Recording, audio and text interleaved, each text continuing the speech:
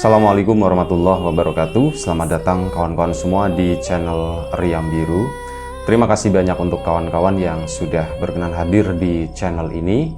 Apa kabar kawan-kawan semua? Semoga sehat selalu sekeluarga. Baik, kali ini ada satu cerita datang dari Mas Hakim di Surabaya.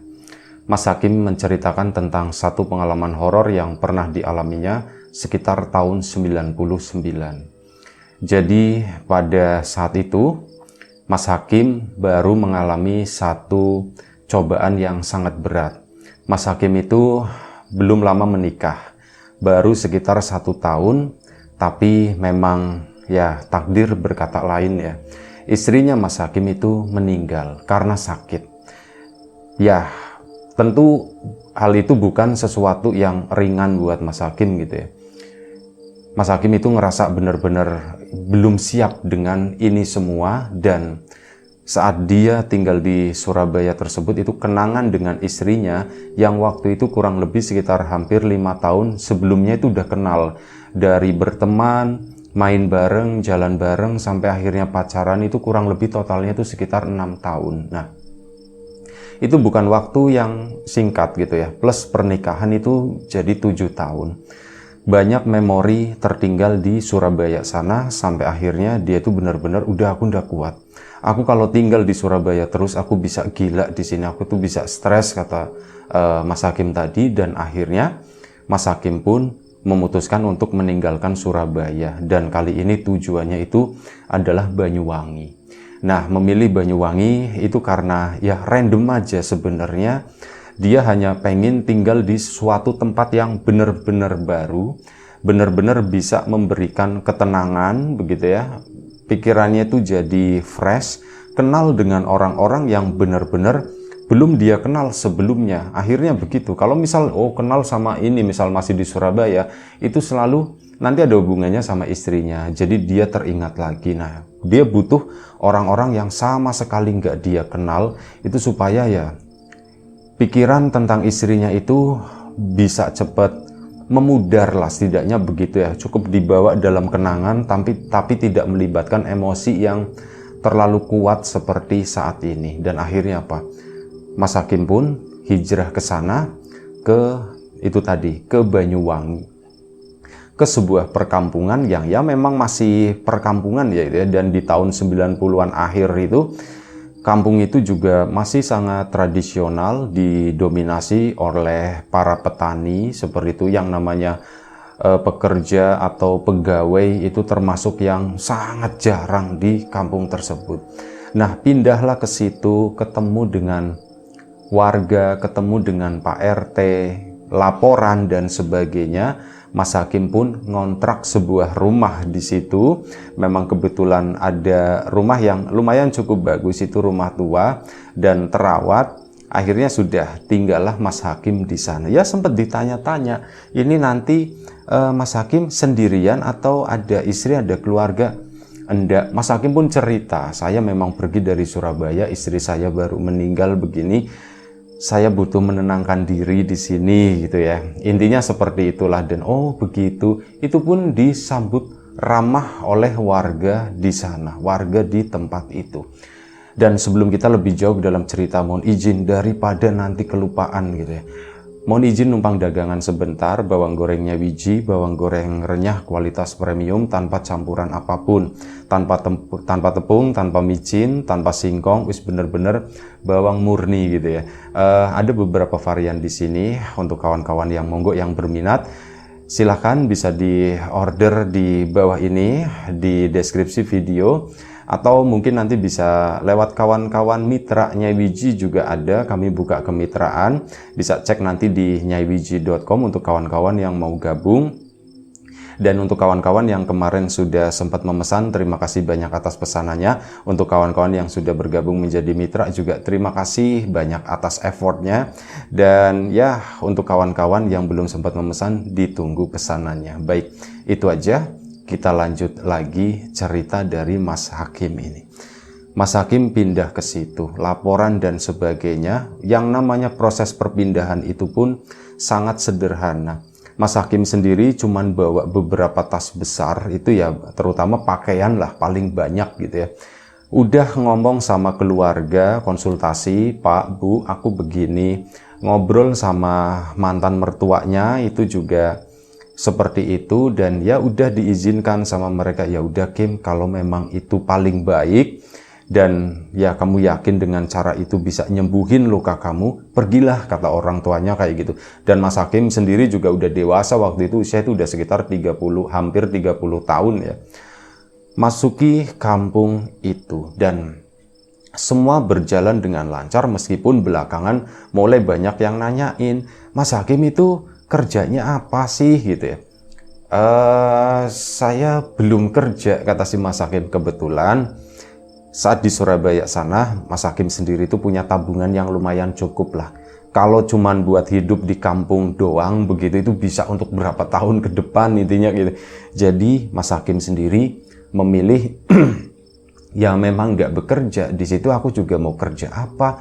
Aku nggak punya skill apapun. Udahlah, aku fokus nyembuhin diri sendiri dulu. Kalau memang aku nyaman di sini, tinggal di sini, ya aku bisa nyari pekerjaan nanti setelah itu gitu.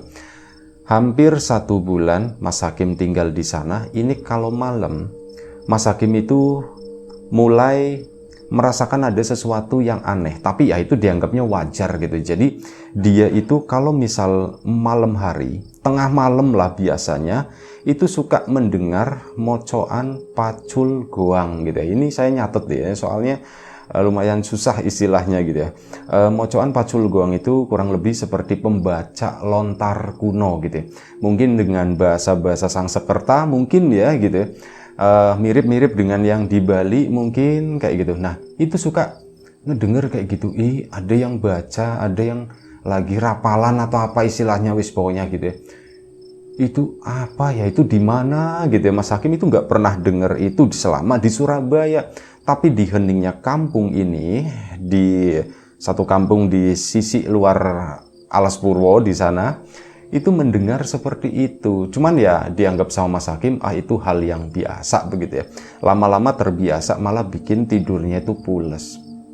Sampai akhirnya ada satu kabar yang lumayan cukup mengagetkan Mas Hakim, di mana Pak RT itu adalah termasuk orang yang awal-awal dikenal sama Pak Hakim di sana. Ya tentu saja memasuki sebuah kampung, dia bukan siapa-siapa, ketemu sama warga, nanya-nanya begitu kan, Pak, Bu, saya mau cari satu rumah yang mungkin dikontrakan gitu. Oh dikontrakan? Tanya sama Pak RT aja, kata si warga itu. Ya Pak Hakim kan akhirnya ke sana, diantar ke Pak RT tersebut, dan ya sudah, begitu sampai di sana kenalah sama Pak RT. Itu termasuk orang-orang yang ya pertama-pertama kali dikenal ya. Pak RT-nya orangnya baik, orangnya ramah, menyambut Pak Hakim pun dengan sopan, menghargai juga. Dan sebagai catatan begini, tahun 99 itu di daerah Banyuwangi itu kan lagi mencekam gitu ya. Ada isu-isu dulu tahun 98, setahun sebelumnya kurang lebih ya. Itu kan ada isu ninja di sana, di mana banyak kayak kiai dan sebagainya kayak gitu itu diincar gitu. Dan waktu itu pun sama, sebenarnya lumayan cukup menegangkan. Meskipun Pak RT dengan tutur katanya yang sangat sopan, warga pun dengan tutur katanya yang sangat sopan, tapi mata mereka itu nggak bisa menipu. Pak Hakim tahu kondisi ini gitu ya, tahu kondisi ini, dan ya Pak Hakim ya makanya dia itu langsung dengan itikat baik ke Pak RT, nunjukin KTP dan sebagainya, dokumen-dokumen yang diperlukan seperti itu. Cuman di mata warga yang baik sekalipun, mereka itu kayak cara pandangnya itu bener-bener dilihatin penuh curiga, penuh gimana gitu ya, ada trauma dan sebagainya. Dan akhirnya apa? Udah kan tinggal Pak Hakim di sana. Suasana buat Pak Hakim sendiri tenang, tapi di satu sisi memang agak sedikit mencekam. Pak Hakim itu sering mendengar ada suara orang itu kayak jalan bergerombol, kayak berbisik-bisik, itu lewat di depan rumahnya, atau mungkin lewat di samping rumahnya. Hal seperti itu. Cuman waktu itu ya Pak Hakim tidak berani buat nengok keluar begitu ya. Dia tuh masih ya ada rasa takut juga untuk hal itu karena faktor keamanan pasca konflik dan ya waktu itu masih tegang-tegangnya ya. Dan ya sudah, tinggallah Pak Hakim di situ sampai kurang lebih hampir 1 bulan. Hampir 1 bulan itu terdengar satu kabar, Pak RT meninggal. Itu kaget bukan main, loh Pak RT meninggal, kenapa? Nggak tahu, kata warga. Pak RT itu meninggal secara mendadak, kata si itu ya, kata warga. Dan ya Pak Hakim pun ke sana, ikut ngelayat dan sebagainya. Warga pun yang tadinya belum sempat kenal melihat namanya di satu kampung gitu kan. Rata-rata kan biasanya kenal semua. Loh kok ada orang baru dari kota pula, cara berpakaiannya mungkin beda, model rambutnya juga beda. Itu kayak gitu ya. Itu jadi lumayan cukup perhatian lah si Mas Hakim tadi. Sampai akhirnya ya warga jadi makin banyak yang kenal, meskipun Pak Hakim nggak kenal secara langsung dengan warga tersebut. Dan setelah Pak RT meninggal, nggak lama setelah itu, ini warga mulai, ya ini siapa nih pengganti RT barunya, siapa nih pengganti RT barunya. Pak Hakim sendiri itu kan tentu saja bersosialisasi dengan warga, berita-berita seperti itu, Mas Hakim itu mau ada pemilihan RT baru, Mas Hakim coba ngelamar sana. Loh, enggak lah, seorang saya bukan orang sini, saya ndak ngerti kondisi di sini juga seperti enggak lah, saya juga nggak pernah punya pengalaman jadi RT, kata si Mas Hakim. Ya cuman begitu doang ya, bercanda-canda. Sampean aja bapak aja yang itu yang saya moco aja nggak iso, katanya, baca aja ndak bisa, gimana mau jadi RT, tak urak-urak nanti nulisnya gitu kan, kata situ kan. Ya bercanda-canda lah sama warga sampai akhirnya undangan pemilihan RT pun disebar. Setelah kurang lebih 1 minggu Pak RT meninggal, undangan itu disebar ke semua warga gitu kan. Dan Pak Hakim itu sebenarnya males buat mendatangi acara tersebut, tapi aku sebagai warga baru, masa iya aku nggak datang, itu artinya aku nggak menghormati dong gitu kan, warga kampung sini. Ndak lah, aku tetap datang ke sana. Mas Hakim pun datang. Dan di situ undangannya kan ditulisnya jam 8 malam gitu ya. Nah, Mas Hakim itu datang tepat waktu jam 8 malam, ya lewat-lewat dikit lah, 5 menit begitu ya, di salah satu rumah warga di sana. Nah, begitu Mas Hakim datang ke situ, ini warga itu udah berkumpul, udah pada duduk rapi, pakai kopiah, pakai baju batik, pakai sarung, macem-macem gitu ya. Bapak-bapaknya, ibu-ibunya juga beberapa ada yang datang. Nah, itu udah rame banget di situ. Udah rame banget. Ya, si Mas Hakim kan malu-malu gimana ya, asem. Aku telat ternyata. Udah disalamin semuanya. Nah, saat salaman, Mas Hakim kan dia bisa merasakan aura orang lah dari tatapannya begitu ya. Nah, pas awal-awal itu salaman dengan orang-orang yang tangannya tuh lembut-lembut banget katanya. Tangannya lembut, ramah, senyum begitu kan warga. Mas Hakim gitu ya, padanya apa? Oh nji Pak gitu. Salaman ke sana muter. Sampailah di satu titik di mana di situ ketemu dengan beberapa orang yang cara pandangnya itu ndak suka intinya. Ini orang-orang ini kayak nggak suka ya sama aku ya. Salahku apa ya? Oh enggak, aku nggak punya salah apa-apa gitu. Udah salaman aja. Terus begitu salaman, tangannya tuh kayak ditarik dek gitu kan. Itu ndak enak. Dan itu kayak gitu, ada beberapa orang di sana. Ya udah, Mas Hakim pun terima aja. Waktu itu akhirnya apa? Mas Hakim pun agak munduran lagi, muter ke sana kan. Duduk di dekat pintu, Mas Hakim masuk di sana, paling depan, paling luar. Duduk di situ. Acara pun dimulai. Dan ternyata saat pemilihan RT tersebut, ini masih dilakukan dengan cara yang sangat sederhana. Cuman dicalonkan namanya siapa gitu ya. Dan waktu itu sudah ada satu nama. Misal namanya Sahidi itu kan, yang si satunya, calon satunya Pak Sahidi. Dan yang kedua itu belum. Ini siapa lagi, ini satu lagi, siapa lagi, satu lagi. Nah, ada orang-orang yang nyebut itu Mas Hakim aja, katanya Mas Hakim. Mas Hakimnya sendiri kan Duh, jangan saya Pak, saya bukan warga sini. Nggak apa-apa Mas, nggak harus warga sini, katanya begitu kan. Akhirnya ya sudah, si Mas Hakim pun ditulis di situ namanya. Cuman 2 calon, bener-bener cuman 2 calon. Ini gimana, siapa lagi? Ini nggak mau, pada menolak semuanya. Dan akhirnya acara pemilihan pun masih dengan cara yang sangat tradisional. Ayo, siapa yang mau pilih Pak Sahidi? Angkat tangan. Angkat tangan beberapa warga.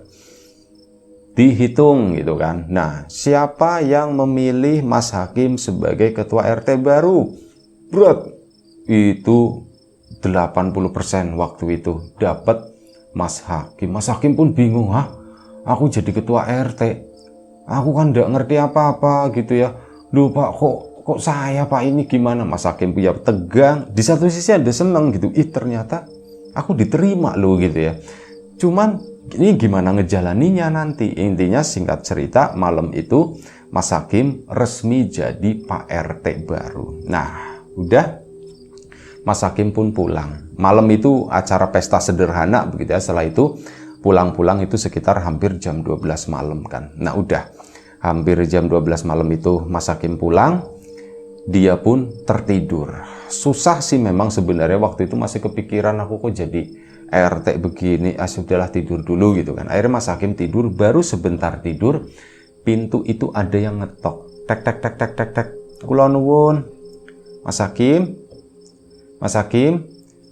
Cuman dia apa? Dia bangun begitu kan, mendengarkan. Mana ya? Kok suaranya hilang gitu kan. Tadinya mau ngebuka, cuman kok suaranya hilang. Nanti kalau ngetok lagi, manggil lagi, baru nanti tak buka. Akhirnya sudah. Mas Hakim malam itu, karena ya memang udah capek banget, udah ngantuk banget ya, dia bangun sebentar berpikir kayak gitu, terus lanjut tidur lagi, dan memang nggak ada yang ngetok. Dan keesokan harinya Mas Hakim itu didatangi sama beberapa warga. Ya, mereka mengucapkan, "Selamat ya Mas Hakim, udah jadi ketua RT baru di sini," katanya begitu. Lah Pak, saya sebenarnya nggak menghendaki ini Pak, saya tuh malu, saya tuh nggak enak sama yang lain. Saya juga nggak enak sama Pak Sahidi, katanya begitu. Nggak apa-apa Mas, Pak Sahidi tuh malah dukung sampean kok. Pak Sahidi tuh orangnya baik, katanya begitu kan.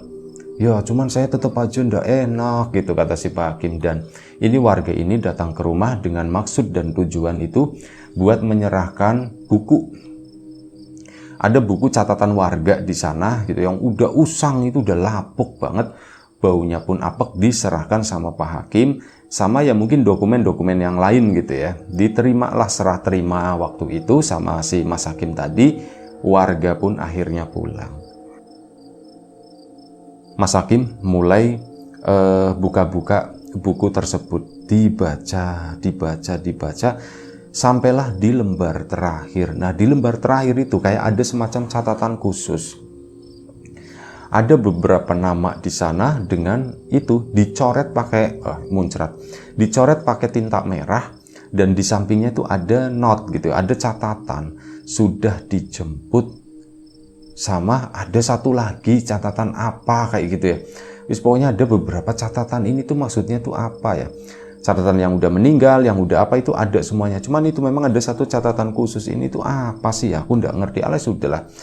Tak terima aja, cuman ya bukunya tuh aneh gitu. Intinya bukunya kok tua banget, dan ini tuh kayak buku ini seolah-olah hidup, kata si Mas Hakim. Tapi udah, ini sebagai seorang RT gitu ya, aku terima ini, disimpanlah baik-baik buku tersebut. Malam harinya, hari itu ada beberapa warga yang datang ke situ. Mas, selamat ya Mas ya, udah jadi RT, kayak ngucapin begitu ya. Dan mereka itu memang orang-orang yang ramah-ramah sama si Mas Hakim.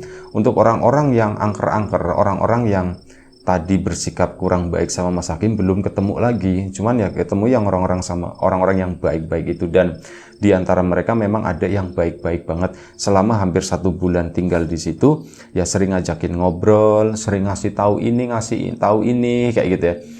Sampai akhirnya malam hari sekitar jam 12 malam tepat, pintu Mas Hakim itu kembali diketok. Kali ini dia itu belum tidur, lagi baca-baca buku itu yang baunya apek, sesekali itu baunya kopi hitam manis gitu ya. Kadang di satu sisi juga baunya itu aneh, ada bau kayak angin-angin laut seperti itu, pesisir kayak gitu.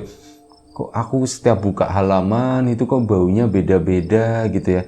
Ini tuh apa? Sudahlah, yang penting baca-baca aja. Oh, nama si ini, oh ya itu bapak itu dan sebagainya. Nah, sudah diketoklah pintunya sih Pak Hakim tadi. Tek tek tek tek tek. Ya, siapa? Mas Hakim. Niki kula gitu misalkan, ini saya Mas Hakim. Oh iya Pak, sebentar. Mas Hakim tahu suaranya ini adalah warga itu yang baik banget itu datang ke sana dan dibukalah pintu ini ya, pintunya, dan itu benar, itu adalah salah satu warga yang baik banget sama si Mas Hakim. Warga tersebut, Mas Hakim nuwun sewu, maaf malam-malam ngeganggu. Oh iya, ndak apa-apa Pak. Kenapa Pak, ada apa Pak, yang bisa saya bantu? Enggak Mas, ini saya cuma mau ngasih nasi ketan, uli gitu ya, uli, pokoknya kue itu, jajanan, nah makanan lah ya, itu mau ngasih uli, karena istrinya itu baru lahiran, katanya begitu. Oh iya, makasih ya Pak, ya makasih. Loh, istrinya lagi hamil Pak. Iya, istri saya baru lahiran, makanya baru lahiran kemarin, ini saya baru sempat. Maaf ya Mas Hakim malam-malam kesini. Oh enggak apa-apa Pak, enggak apa-apa. Terima kasih ya Pak ya. Nasi itu Pak, mari mau masuk dulu. Enggak, saya buru-buru. Nah, si orang tadi pun balik badan. Sebagai adab, Mas Hakim kan nunggu di situ sampai orang itu tuh benar-benar jalan menjauh ke sana ya. Nah, begitu turun ke area halaman rumah yang banyak kerikil, tanah-tanah kering seperti itu, si orang ini jalannya itu nggak ada suara sama sekali, bener-bener kok nggak ada suaranya gitu ya, bener-bener hening banget. Dan orang tersebut pun nggak nengok, langsung pergi ke sana. Mas Hakim pun nutup pintu, grep, si nasi ulinya itu ditaruh di situ, ditaruh di atas meja gitu kan, karena udah malam, ini nanti buat besok aja, pikir dia. Dan akhirnya sudah, Mas Hakim pun malam itu istirahat. Nah, keesokan paginya Mas Hakim itu uli tadi belum dimakan sama si Mas Hakim, belum disentuh. Dia tuh bangun pagi, maksudnya itu mau ngucapin terima kasih sama yang si bapak tadi yang ngasih jajanan itu, uli tadi. Nah, akhirnya keluar dari rumah itu pagi-pagi sekitar jam 6 menuju ke si rumah bapak itu. Dan begitu menuju ke sana, ya Mas Hakim disambut gitu ya sama keluarganya begitu kan. Pak RT, iya Pak RT, ada perlu apa Pak RT? Ini saya pengen ketemu Pak Kurinya ada gitu kan. Ada namanya Mas Kuri, nah, biasa dipanggil Pak Kurinya ada. Warga yang itu adalah Mas Hakim kan enggak tahu istrinya Pak Kuri itu siapa. Itu istrinya. Nah, Pak RT, sampean maksudnya gimana gitu kan? Loh, maksudnya gimana Bu? Nun sewu, saya enggak ngerti gitu. Saya nyari Pak Kuri katanya. Pak RT, Pak Kuri kan suami saya kan udah meninggal. Hah? Pak Hakim bingung gitu kan. Meninggal? Kapan Bu gitu? Suami saya udah meninggal lama katanya begitu. Sebelum sampean datang ke sini suami saya udah meninggal, kata si ibu itu. Oh, itu Pak Hakim bener-bener malu, ndak enak banget gitu ya, bingung. Bu, saya minta maaf, saya ndak ngerti. Saya cuman baca ini Bu, baca buku warga, catatan warga. Itu Pak Kuri catatannya belum meninggal di sana gitu. Iya, suami saya udah meninggal, itu kayak ngeles gitu ya. Suami saya udah meninggal. Tapi si Mas Hakim sendiri itu ndak cerita kalau semalam didatengin ngasih kue dan sebagainya. Ya sudah Bu, saya minta maaf banget ya Bu ya, saya ndak tahu. Iya Pak, ndak apa-apa Pak, ndak apa-apa. Akhirnya sudah, Mas Hakim pun pulang ke sana, ke rumah lagi. Langsung ngelihat ininya, penasaran, aku dikasih uli gitu kan.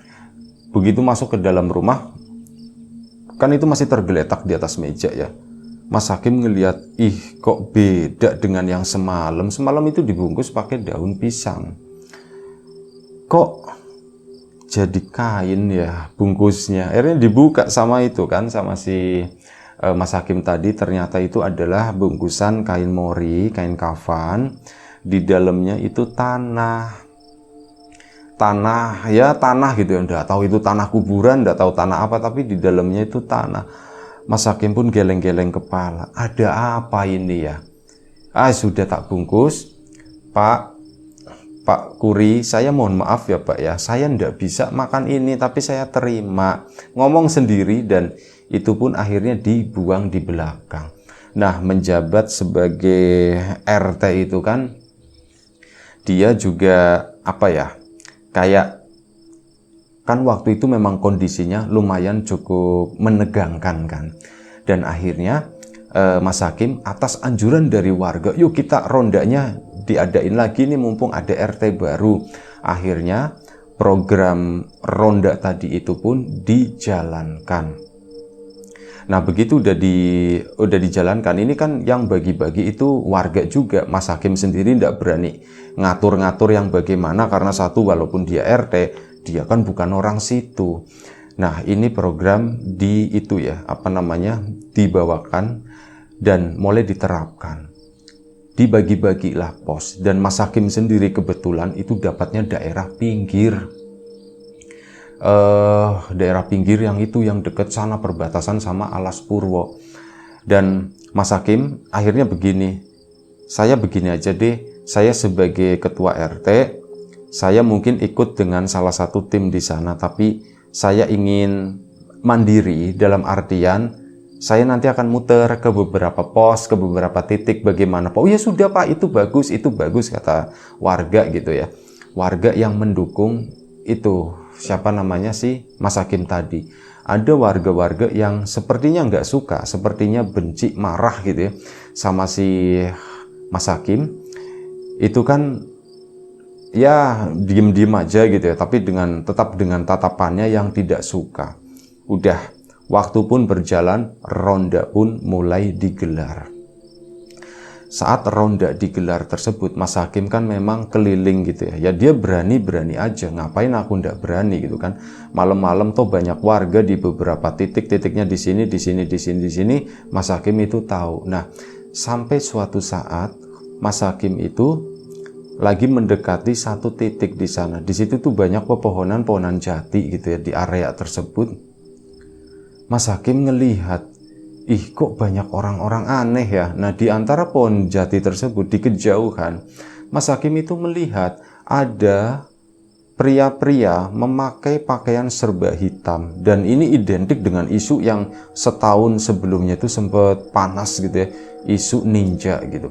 Dan yaitu tadi Mas Hakim, jangan-jangan ninja gitu kan.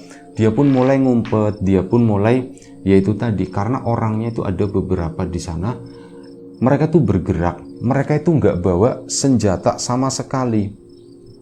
Yang dibawa itu adalah kembar mayang. Kembar mayang itu kayak semacam hiasan janur pengantin gitu ya. Nah itu bawanya itu, mereka bergerak ke sana menuju ke perkampungan. Mas Hakim sendiri ngikutin pergerakan mereka ya pelan-pelan, tentu saja jaga jarak dan sebagainya. Mereka tuh jalan di antara pepohonan jati ke sana. Mas Hakim berjalan itu di sisi sebaliknya di situ ya, ngumpet-ngumpet juga tapi dari arah belakang ke sana, dan mereka itu menuju ke rumah-rumah warga. Mas Hakim pun baru rumah warga yang dituju oleh mereka itu adalah rumah-rumah warga yang membenci Pak Hakim. Kok datangnya ke rumah-rumah ini ya, diikutin terus kan sampai beberapa warga, nggak semuanya urut gitu, nggak, tapi milih di rumah ini, nanti pindah lagi ke sana. Mereka nggak ngapa-ngapain, cuman berdiri di situ. Nggak tahu ya mereka itu mungkin merapalkan sesuatu atau apa, tapi cuman berdiri, janurnya itu dimainin beginilah, digoyang-goyang di depan rumah tersebut. Dan akhirnya sudah, Mas Hakim pun menyimpan cerita itu sendiri. Dia pun sebisa mungkin bergabung ke ronda yang lain. Ya memang karena ada rasa takut juga gitu ya, dan dia mikir aku harus selamat juga. Setelah sampai di titik warga berkumpul di sana, Mas Hakim pun agak sedikit tenang, tapi pikirannya itu mulai terganggu. Mulai banyak tanda tanya, buku lapuk, buku RT, buku catatan itu yang kok ada catatan-catatan khusus seperti itu, dijemput dan sebagainya, kayak gitu ya. Ini apa ya maksudnya ya? Terus kok Pak Kuri itu loh ngasih sesuatu ke saya, tapi isinya itu kain dan tanah. Pas aku samperin ke rumah istrinya, Pak Kuri udah meninggal. Terus siapa yang ngobrol sama aku sebelumnya, kata si Mas Hakim.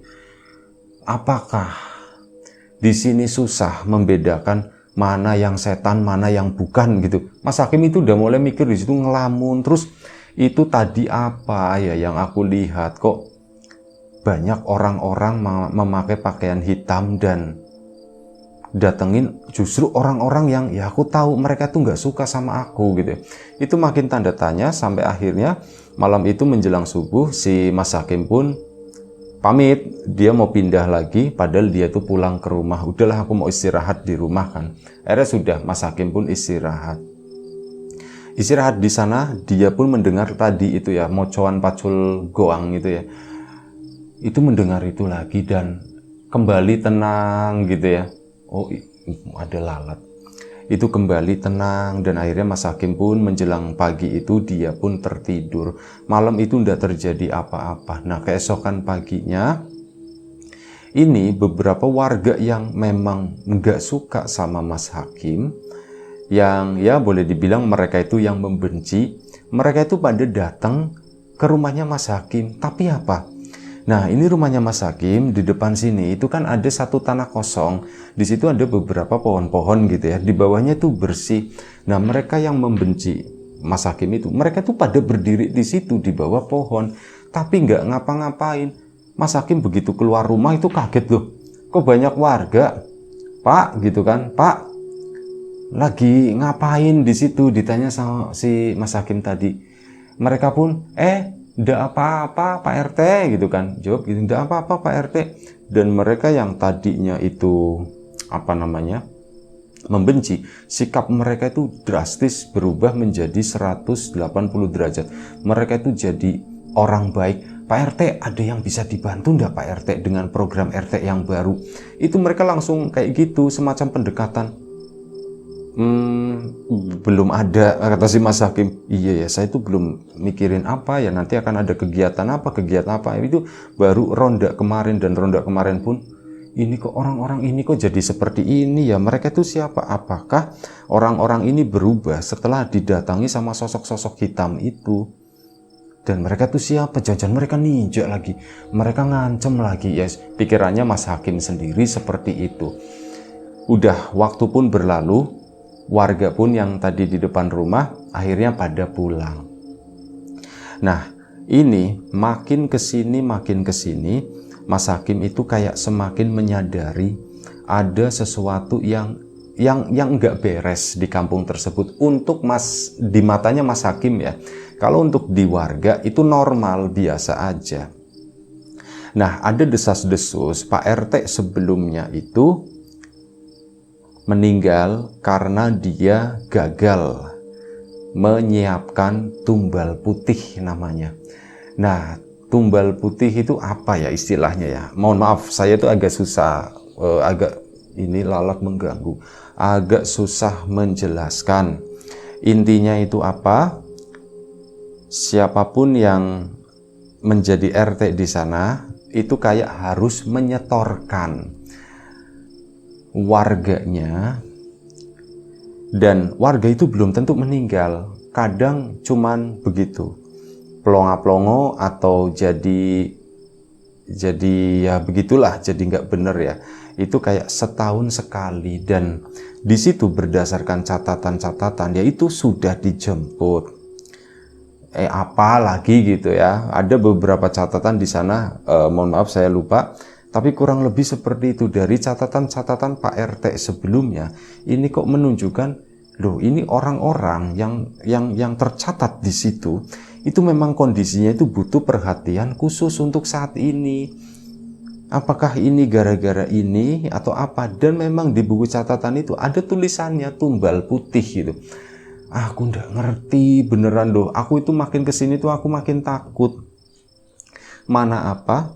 Kalau malam di depan rumah Pak RT sendiri itu mulai banyak orang berkumpul di sana. Cuman ya Pak RT begitu buka jegrek, mereka tuh senyum gitu kan sama Pak RT.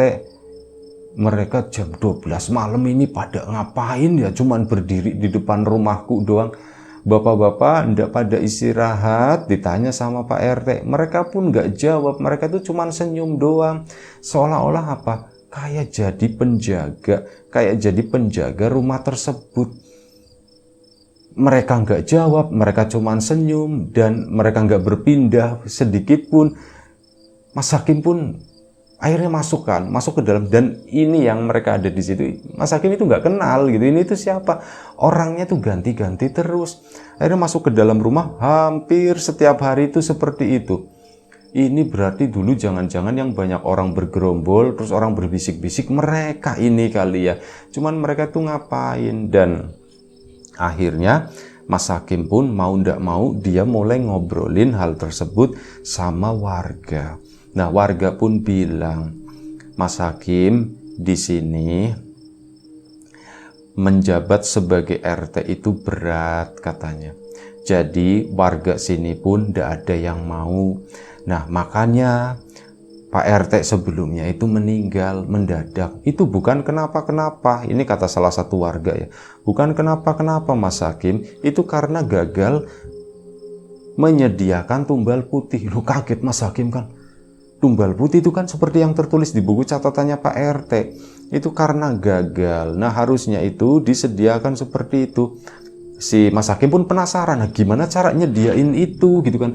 Saya kan sebagai RT. Terus gimana ya Pak ya saya nyediain itu? Waduh, kalau untuk masalah itu sih saya enggak tahu. Mungkin ada kali di catatan-catatan Pak RT sebelumnya. Barangkali ada di sana. Mas Hakim pun, apa iya kali ya? Mungkin ada di situ ya.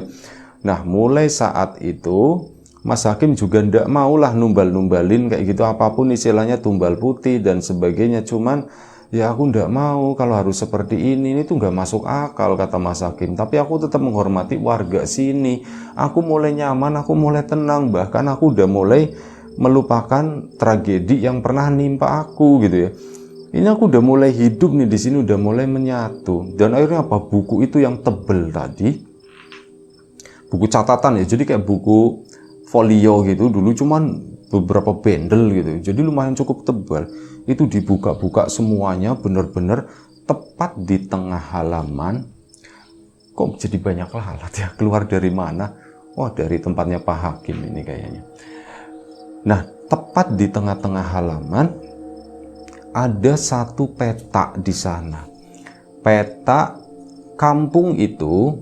Tapi setelah diperhatikan sama si Mas Hakim, ini kok nggak nyambung ya dengan aslinya gitu kan. Cuman di situ ada catatan, air itu mengalirnya ke hilir, jiwa itu mengalirnya ke hulu. Kalau kamu mau keluar dari sini, melangkahlah di jalur air di mana hari lagi tenang-tenangnya. Itu jam 12 siang, di situ ada keterangan seperti itu. Mas Hakim pun jadi berpikir, aku sebelum terlambat, mending aku kabur aja dari tempat ini ya. Nah, Mas Hakim itu sebelumnya itu sudah pernah mau nyoba. Dia baru nyadar setelah dia masuk kampung tersebut, dia itu tidak pernah keluar lagi loh. Dia tuh selama 1 bulan lebih, 2 bulan itu ya, 2 bulan, 3 bulan di kampung itu, dia nggak pernah kemana-mana, bener-bener cuma di situ aja, nggak pernah keluar kemana atau apa, itu nggak pernah. Dan Mas Hakim itu akhirnya nyoba waktu itu. Nah, saat keluar, ketemunya balai desa. Loh, kok balai desa lagi? Saat dia keluar lagi, pun sama seperti itu. Tapi sehinggalah waktu itu belum berpikir yang serius atau bagaimana. Mungkin aku nggak ngerti jalanan di sini, ribet, udah nggak jadi pergi.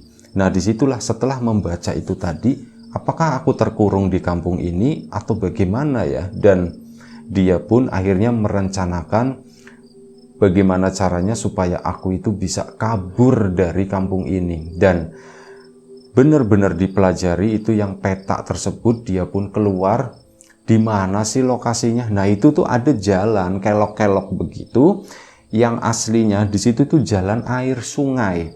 Cuman di kondisi tahun 99 tadi, sungai itu udah menghilang. Yang ada itu ya pohon-pohon bambu kanan kiri seperti itu. Di sininya tuh cuman jalanan tanah biasa. Di sini lokasinya, ini di sini gitu. Mas Hakim pun yakin dan ya udah nandain ya lokasinya di sini. Airnya itu dari arah sana menuju ke sana. Aku itu harus jalan pokoknya dari sini ke sini. Dan setelah direncanakan, malam itu, malam terakhir Mas Hakim tinggal di sana, itu benar-benar suara yang baca baca tulisan lontar kuno itu benar-benar didengerin sama Mas Hakim. Rasanya tuh merdu banget ya.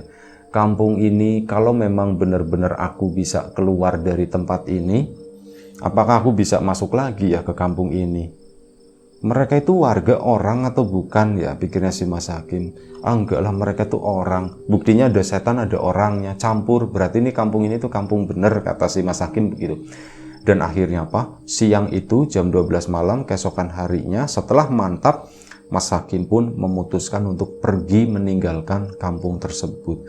Dia menuju ke jalur sungai, sungai kecil yang digambar di petanya bukunya Pak RT.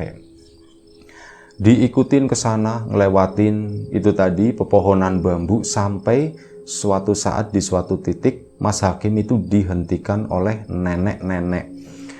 Ada seorang nenek, pakaiannya Mas Hakim itu ditinggalkan di sana.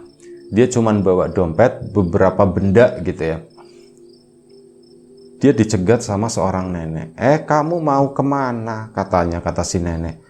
Mbah, aku mau pulang, mbah. Kalau kamu mau pulang, tinggalkan sesuatu di sini.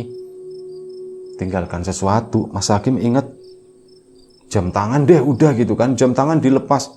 Ini mbah, bukan itu, kata si mbahnya. Lah bukan ini, terus apa lagi? Ngambil dompet gitu kan. Dompet ini mbah. Bukan itu juga. Lah terus nopo mbah, katanya. Tuk, disentuh di bagian dadanya. Apa ini mbah? Namamu, katanya. Namamu. Hah? Namaku mbah, jenengku mbah. Iya, namamu tinggalkan di sini. Loh maksudnya gimana mbah? Ya kamu tinggalin namamu, kamu keluar dari sini, kamu udah bukan sekamu yang sekarang, katanya begitu. Akhirnya apa? Ya sudah mbah, aku tinggalkan namaku di sini. Ya wis, sana lewat-lewat itu, ini dibawa jam tangan sama dompetnya itu disuruh dibawa lagi. Mas Hakim pun lewatin, ninggalin si nenek-nenek tadi. Beberapa langkah setelah itu, bener-bener Mas Hakim itu kayak orang pingsan dan dia sadar-sadar itu di terminal. Dia nyadar di terminal di situ dan ya kayak orang bingung. Aku itu siapa gitu ya? Aku itu siapa? Di dompet itu ada KTP kan? Itu masih namanya tuh Hakim misalkan. Namanya tuh Hakim. Bukan, aku bukan Hakim. Dia berusaha ini ya, apa namanya? Meyakini kalau dirinya tuh ya Hakim. Jadi kayak mirip orang yang apa namanya, amnesia gitu ya, hilang ingatan dan dia tuh nggak lupa dengan namanya, tapi dia tuh masih ingat dengan kejadian yang pernah dialami sebelum. Oh iya, aku disuruh ganti nama. Nah setelah itu akhirnya apa, Mas Hakim pun ganti nama. Awalnya ya sempat dibawa dinas sosial juga waktu itu, pemulihan lah ya. Mas Hakim itu nggak gila, cuman dia itu masih syok dengan apa yang dia alami sebelumnya. Jadi sempat dibawa dinsos di sana, diurus lah, dirawat dan sebagainya. Dan akhirnya Mas Hakim itu ganti nama, jadi namanya itu Hendra sekarang. Nah itu aja, Mas Hakim pun akhirnya bisa kembali ke keluarga lagi begitu, dan akhirnya ya pulang ke Surabaya lagi sana. Itu aja satu cerita dari Mas Hakim mengenai pengalaman hidupnya memasuki sebuah kampung ya di daerah Banyuwangi sana, yang kebetulan momennya itu memang momen yang sangat mencekam, sangat menegangkan. 98, 99 isu ninja itu lagi rame, berdarah-darah lah pokoknya waktu itu. Dan ya sudah, intinya itu saja. Terima kasih banyak Mas Hakim, cerita ini lumayan cukup panjang gitu ya. Ini mungkin satu cerita yang ya di Riam Biru mungkin paling panjang ini dalam satu episode ya, kita nggak putus. Terima kasih Mas Hakim, kawan-kawan di rumah juga terima kasih banyak atas atas supportnya, apapun itu, kawan-kawan subscriber, kawan-kawan membership, kawan-kawan yang udah kasih support dalam bentuk super thanks ke Riam Biru, terima kasih banyak atas supportnya. Kawan-kawan yang udah ngasih like, udah nge-share ke yang lainnya, kawan-kawan yang udah ninggalin komentar juga terima kasih banyak. Untuk kawan-kawan yang sudah memesan bawang goreng Nyai Wiji, tentu saja terima kasih banyak. Sudah menjadi mitra Nyai Wiji juga terima kasih banyak. Dan untuk kawan-kawan mungkin yang belum sempat memesan, belum sempat nyicipin, ditunggu monggo pesanannya sebelum naik ya. Ini harga toples juga udah naik nih, tapi bawang goreng belum tak naikin, mungkin sebentar lagi, makanya buruan. Baik, itu aja. Doa terbaik dari kami untuk kawan-kawan semua, semoga selalu diberi kemudahan dalam hal apapun, termasuk kemudahan dalam hal rizki. Yang sakit segera diberi kesembuhan, yang sehat tetap dijaga kesehatannya. Baik, sampai jumpa di episode selanjutnya Riam Biru. Jaga kesehatan kawan-kawan semuanya. Terima kasih juga buat lalat yang dari tadi berputar-putar di sini. Tadi ndak ada, sekarang ada. Itu aja. Terima kasih sekali lagi, jaga kesehatan kawan-kawan semuanya. Sampai jumpa di episode selanjutnya Riam Biru. Assalamualaikum warahmatullahi wabarakatuh.